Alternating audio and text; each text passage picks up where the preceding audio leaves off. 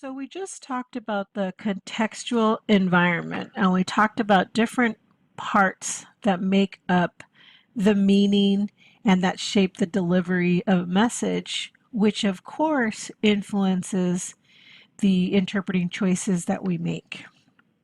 And if we continue to think about communication in action, we have to recognize that communication in action, meaning while it's happening, is imprecise at best because of the human element. And what I mean by that is there is no guarantee that the receiver of a message will decode the message in a way that matches the sender's intention of the message. So what I'm saying is that there's no guarantee that the person hearing your message, listening to your message, receiving your message will understand what you mean. And this, if you think about the example of inadvertently offending someone, of have you ever said something you didn't realize the way it came out sounded hurtful or offensive, and of course your intention was not to offend or to hurt someone's feelings, but that's the way the receiver understood your message. Or vice versa, have you intentionally tried to be mean and it went right over someone's head? So there's no guarantee, right, that the message arrives in the way that it was intended.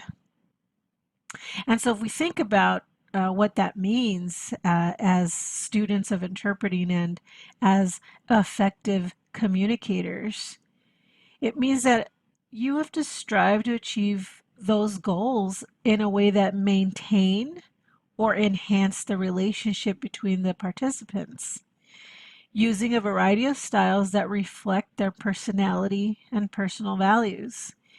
So while you're interpreting, the goal is not to break those relationships. So the goal is, if the message is intended to be offensive, then be offensive.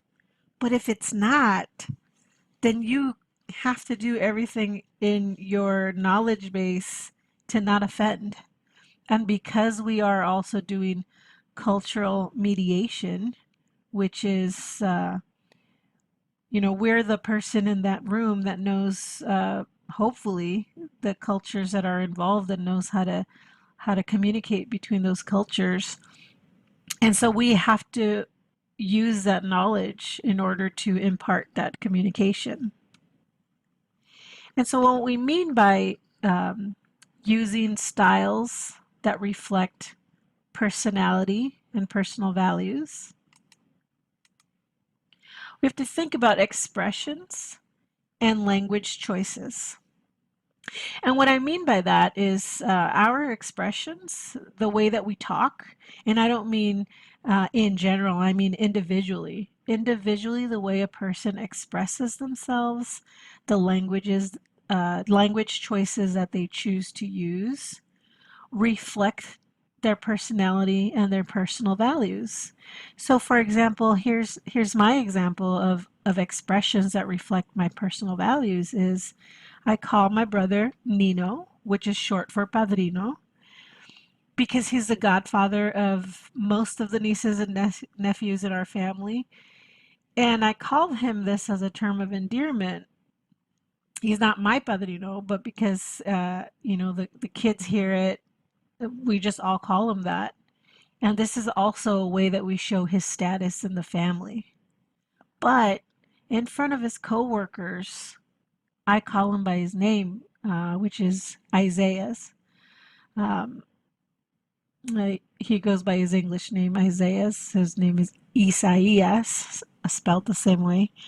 Um, I would not call him Nino in front of his coworkers because I might offend him, or I might make him look uh, in a different way than the status that he wants to show in his work. And so if you notice my expression choices, in one location, in one contextual environment, it means respect, whereas in another, it might not. Another thing is a language choice is for myself. I don't like using the B word, and I don't mean the B bad word. I mean BROKE. I don't like using language of scarcity. I like to say I live in abundance. And for this reason, I avoid using that word. You know, sometimes it comes out. I'm human. But what I'm getting at is if these expressions and these language choices reflect my personality and personal values, is it the responsibility of the interpreter to consider these things as they interpret language? Be it from the hearing person, you know, interpreting from spoken English to sign, or from sign to voice interpreting. Is it our responsibility to reflect personality and personal values when we render our interpretation?